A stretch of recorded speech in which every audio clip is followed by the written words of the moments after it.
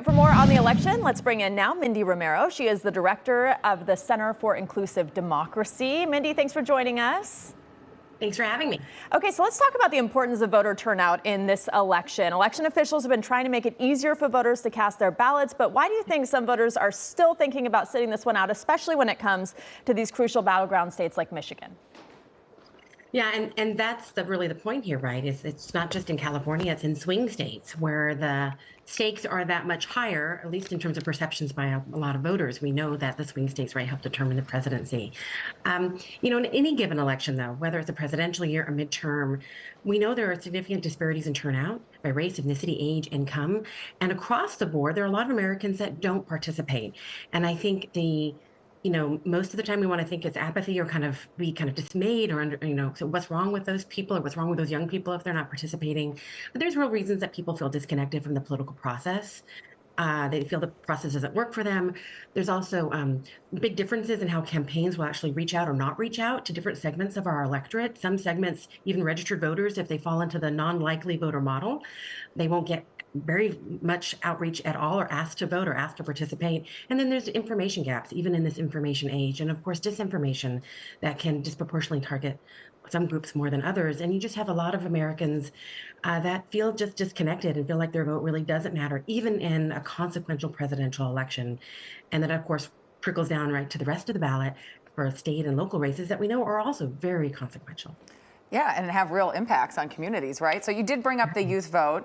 Can we talk a little bit about how that's shaping up this election? Does that group feel disconnected? Or I've been reading, there's just such a wide gender gap. Are certain segments really engaged and others not? There is a gender gap. There is a youth gap. Young people, let's just start there. Young people have always felt somewhat disconnected from the political process. It wasn't until 1972 that young people 18-year-olds got the right to vote. We saw a surge then, but since then, pretty consistently, turnout of, let's just say we define the 18 to 24, turnout of younger voters are just 20, 30, 40 percentage points lower than those that are 65 plus. The political system, again, though, really doesn't do a whole lot sincerely and completely to reach out to young people. And we don't do a whole lot to train them or transition them into voters when they turn 18.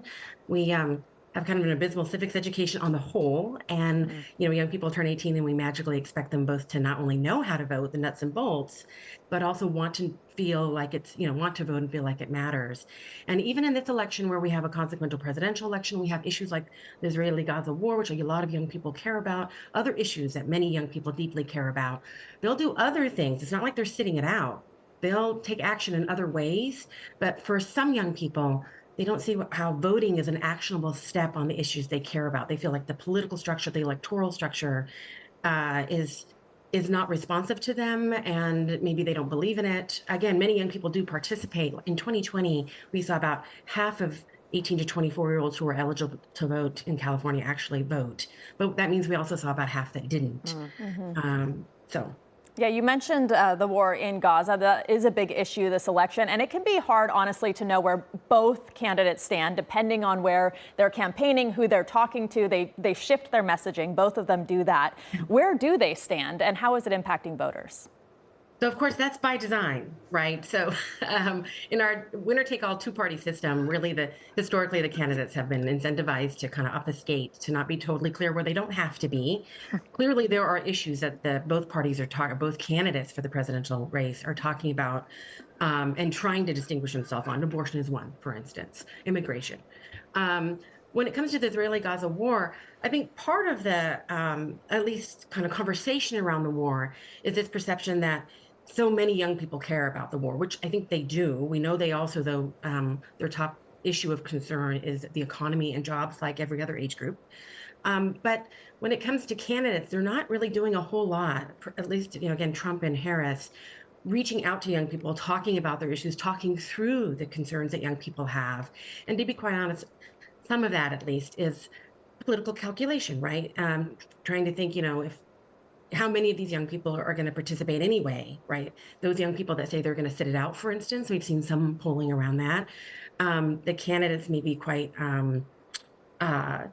quite negatively so, will calculate, like, does this really matter, right? And of course, in some candidates in some races across the country, this is a really hot topic, and they are addressing the concerns of young people. But so much of the effort, so much of the focus is on the Biden administration's policies, as it was.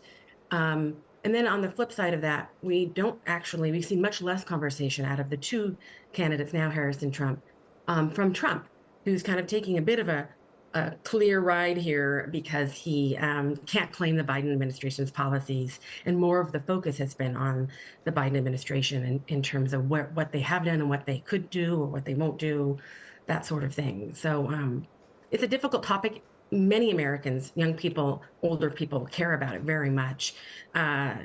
It's difficult to get, I think, a prolonged kind of conversation around this when candidates want to gain some support but not lose any voters, right, when they talk about it, just as the case historically with so many difficult topics.